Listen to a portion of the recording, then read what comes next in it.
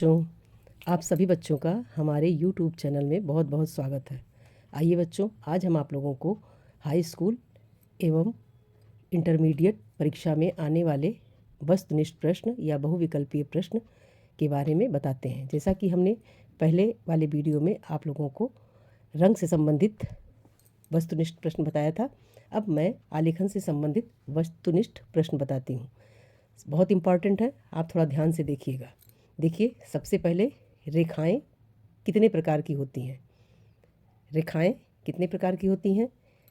तो ऑप्शन है 2, 3, 4 या 5। तो रेखाएं 4 प्रकार की होती हैं। हम 4 पे टिक लगा देंगे। दूसरा प्रश्न है, कौन सा आकार आलेखन के लिए उपयुक्त नहीं है? जैसा कि आप सभी लोग जानते हैं, आयत में भी हम आलेखन बनाते हैं, वृत्त में बनाते हैं, वर्ग में बनाते हैं, केवल कोण में नहीं बनाते हैं, क्योंकि कोण के अंदर बंधा हुआ नहीं होता है, इसलिए हम त्रिकोण पर हम टिक लगाएंगे। हमारा त्रिकोण सही है। अच्छे आलेखन के कितने गुण होते हैं? 2, 3, 4 या 5। अच्छे आलेखन के 5 गुण होते हैं, इस पर हम टिक लगाएंगे। आलेखन का सबसे महत्वपूर्ण अंग जो उसे संपूर्णता प्रदान करता है, कौन सा है? लयात्मक सुंदर रेखाएं, ज्यामितीय आकार, इकाई की पुनरावृत्ति या आलेखन के आंतरिक विभाजन। तो हम इसमें लयात्मक सुंदर रेखाएं, क्योंकि आलेखन को सुंदर बनाने के लिए रेखाएं लयात्मक होनी चाहिए, जिससे कि आलेखन सुंदर बन सके, इसलिए हम लयात्मक सुंदर रेखाएं पर ही टिक लगाएंगे। अब आ रहा है, किनारी डिजाइन का प्रयोग किया जाता है किसमें? चूँकि किनारी बता रहा है, साड़ी का किनारा भी हो सकता है, फर्श का किनारा हो सकता है। तो इसमें आलेखन बनाने के लिए कौन सा? तो ऑप्शन है फर्श के केंद्र के लिए, छत के केंद्र के लिए, साड़ी के किनारी के लिए, चादर के मध्य के लिए। तो हम साड़ी के किनारी के लिए हम इस पर हम टिक लगाएंगे। साड़ी के किनारी के लिए हमारा ये ऑप्शन सही है। एक आलेखन में साधारणतः किस प्रकार के रंगों का प्रयोग करते हैं या होना चाहिए? भड़कीले रंग का प्रयोग, हल्के आकर्षक रंग का प्रयोग, बहुत चमकीले रंग का प्रयोग या विरोधी रंग का प्रयोग। तो आलेखन में जो है साधारणतः हम प्रयोग करते हैं हल्के और आकर्षक रंग का प्रयोग करते हैं, तो हम हल्के और आकर्षक रंग पर टिक लगा देंगे। अब आता है, आलेखन कितने प्रकार का होता है? 2, 3, 4 या 5। तो हमारा सही ऑप्शन है 4। आलेखन 4 प्रकार के होते हैं, इस पर हम टिक लगा देंगे। अब दूसरा क्वेश्चन है, किसी प्राकृतिक आलेखन को किस प्रकार आकर्षक बनाएं? ज्यामितीय इकाई द्वारा, विविध समायोजनों द्वारा, पत्तियों द्वारा या कुछ भी बना करके। तो हमारा सही ऑप्शन है पत्तियों द्वारा। अब आता है, आलेखन में ज्यामितीय का प्रयोग क्यों होता है? ज्यामितीय सिखाने के लिए, सुंदरता के लिए, एक निश्चित आकार प्रदान करने के लिए या सरल बनाने के लिए। तो हम इसमें एक निश्चित आकार देने के लिए ही ज्यामितीय का प्रयोग होता है, इसलिए हम सी पर निशान लगाएंगे। रेखा क्या होती है? पैमाने से खींची जाने वाली, दो बिंदुओं के बीच की दूरी, आकृति बनाने वाली, चित्र तैयार करने वाली। तो दो बिंदुओं के बीच की दूरी जो है वो रेखा होती है, इस पर हम बी पर टिक लगाएंगे। फिर अगला क्वेश्चन, कौन से पेंसिल से बनाई गई रेखा अधिक काली होती है? इसमें HB है, 2B है, 2H है और H है। तो हमारा ऑप्शन है 2B। ये ऑप्शन बढ़ता जाएगा, जैसे 2B है, 4B है, 6B है। अगर यहाँ पर 6B रहता तो यहाँ 6B सही होता, 4B रहता तो 4B सही होता, 2B है तो 2B टिक यहाँ पर हम लगाएंगे। यहाँ पे कोई ऑप्शन इससे 2B या 4B या 6B नहीं है, इसलिए हमारा 2B ऑप्शन सही होगा। आलेखन के लिए कौन सा आकार उपयुक्त नहीं होता है? वृत्त, वर्ग, त्रिभुज या कोण। तो कोण का आकार हमारे लिए सही नहीं होता है। अब बच्चों, हम चित्रकला इतिहास से संबंधित प्रश्नों के बारे में जानेंगे। देखिए, पंचमढ़ी गुफा कहाँ पर स्थित? मध्य प्रदेश, उत्तर प्रदेश, महाराष्ट्र या उत्तरांचल। तो पंचमढ़ी गुफा हमारा मध्य प्रदेश में स्थित है, हम मध्य प्रदेश में टिक लगा देंगे। अब आता है, किस पुरातन ग्रंथ में भारतीय चित्रकला के 6 मुख्य अंगों की चर्चा की गई है? भारतीय कला का इतिहास, मेघदूतम, कामसूत्र, भारतीय कला के 6 अंग। तो हमारा पुरातन ग्रंथ है कामसूत्र, इसमें 6 अंगों का वर्णन किया गया है, तो हम कामसूत्र पर टिक लगा देंगे। खजुराहो के विख्यात मंदिर किस प्रांत में स्थित है? उत्तर प्रदेश, महाराष्ट्र, मध्य प्रदेश या गुजरात। तो हम मध्य प्रदेश में टिक लगाएंगे। भारत में प्रागैतिहासिक चित्र जिराफ ग्रुप कहाँ पाया जाता है? पंचमढ़ी, भीमबेटिका, आजमगढ़ या रायगढ़? तो भीमबेटिका में हमारे जिराफ ग्रुप का जो प्रागैतिहासिक चित्र है भीमबेटिका में पाया जाता है। यहाँ बच्चों किस किस सन में आया हुआ है उसका भी हमने इसमें निशान लगाया है। अजंता गुफा मंदिर किस राज्य में है? उत्तर प्रदेश, मध्य प्रदेश, उड़ीसा या महाराष्ट्र? तो हम महाराष्ट्र में टिक लगाएंगे, ये महाराष्ट्र में स्थित है।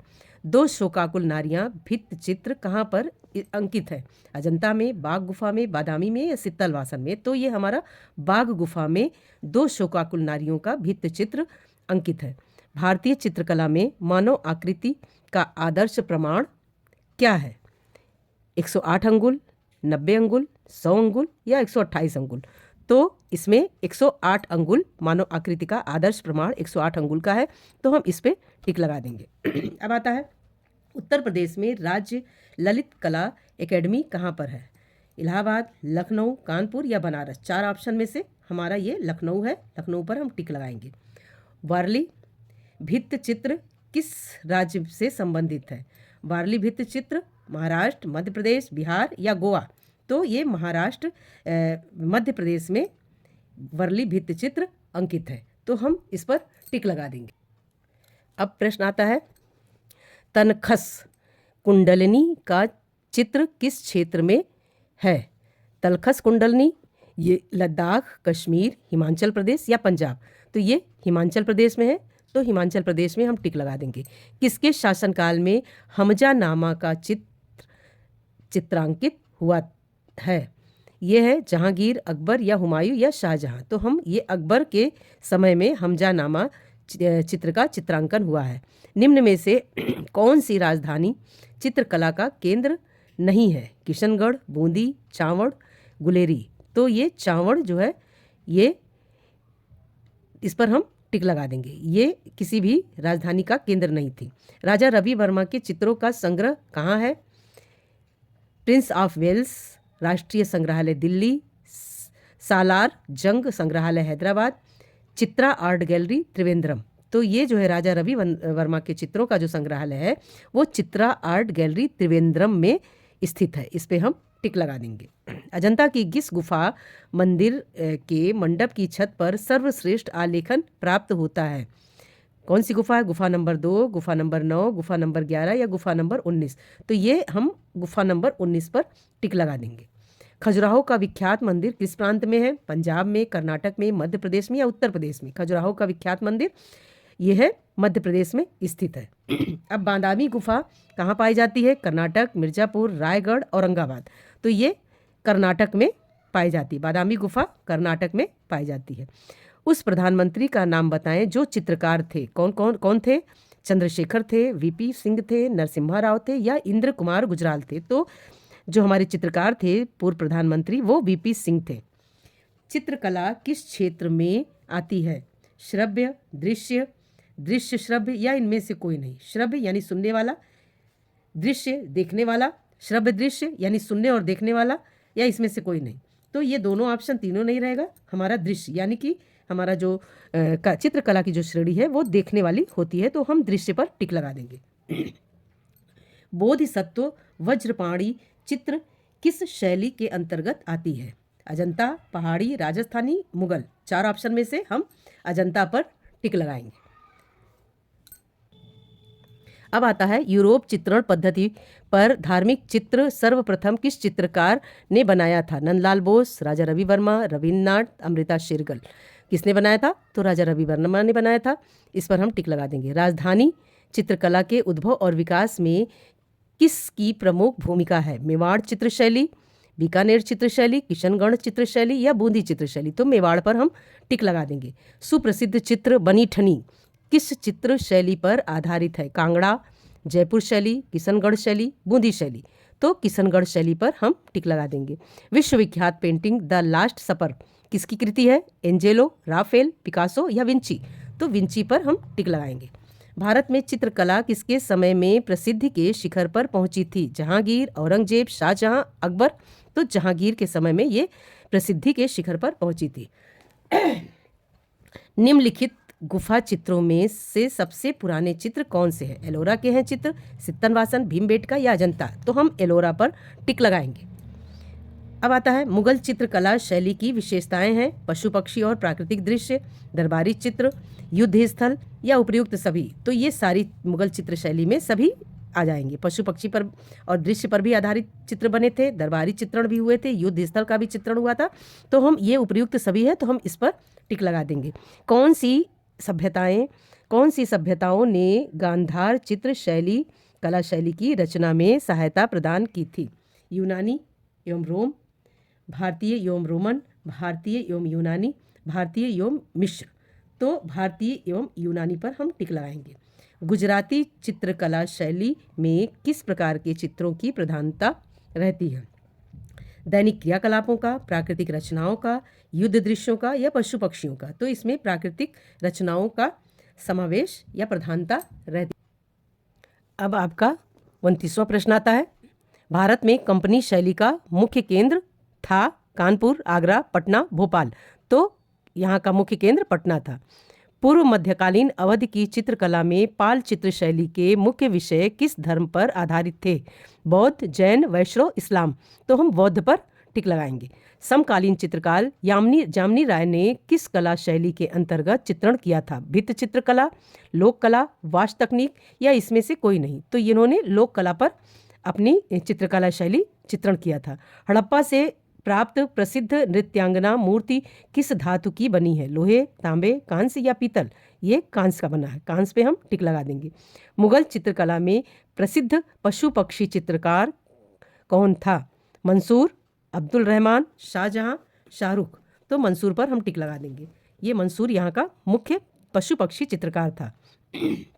चित्रकार निहाल चंद्र किस चित्रण शैली से संबंधित हैं? बीकानेर, जोधपुर, बूंदी या किशनगढ़? तो ये किशनगढ़ से संबंधित है। मारवाड़ विजय भित्त चित्र अजंता की कौन सी गुफा में है? मारवाड़ भित्त चित्र अजंता की कौन सी गुफा में है? अकबर चित्र शैली में, जहांगीर चित्रकला शैली में, दक्षिणी चित्र शैली में या इनमें से कोई नहीं? तो इनमें से कोई नहीं है, इस पर हम टिक लगा देंगे। सपाट, चटक व उष्ण रंग वर्ण योजना किसकी मुख्य विशेषता है? गुलेरी चित्रण शैली, किशनगढ़ चित्रण शैली, कांगड़ा चित्रण शैली, बसोही चित्रण शैली। तो ये हमारा कांगड़ा चित्र शैली है, तो हम इस पर टिक लगा देंगे। बंगाल चित्रण शैली के चित्रकार कौन थे? बंगाल चित्र शैली के चित्रकार कौन थे? ये अवनींद्रनाथ ठाकुर थे। हम अवनींद्रनाथ पर टिक लगा देंगे। अवनींद्रनाथ ठाकुर थे। ठीक है बच्चों, इतने प्रश्नों का आप लोग अभ्यास कर लीजिए। एक प्रश्न और है, आधुनिक भारतीय चित्रकला का प्रथम चित्रकार किसे माना जाता है? M.F. हुसैन, रविन्द्रनाथ ठाकुर, अमृता शेरगिल या अवनींद्रनाथ ठाकुर? तो अवनींद्रनाथ ठाकुर ये आधुनिक भारतीय चित्रकला के प्रथम चित्रकार माने जाते हैं। तो हम अवनींद्रनाथ ठाकुर पर हम टिक लगाएंगे। ये लगभग इतिहास वाले क्वेश्चन 38 है और आलेखन से संबंधित थोड़े से प्रश्न हैं। इन सारे प्रश्नों को आप लोग अभ्यास कर लेंगे तो इसमें से 20 प्रश्न निश्चित रूप से आपको मिल जाएंगे। नेक्स्ट वीडियो में हम आपको रंग पद्धति बना करके भी समझाएंगे और दिखाएंगे भी। तो आप इतना अभ्यास करिए, नेक्स्ट वीडियो का इंतज़ार करिए। हमारे चैनल को लाइक, शेयर, सब्सक्राइब करिए बच्चों, जिससे कि सभी बच्चों को लाभ प्राप्त हो। बहुत सारी शुभकामनाएं हमारी तरफ से। धन्यवाद।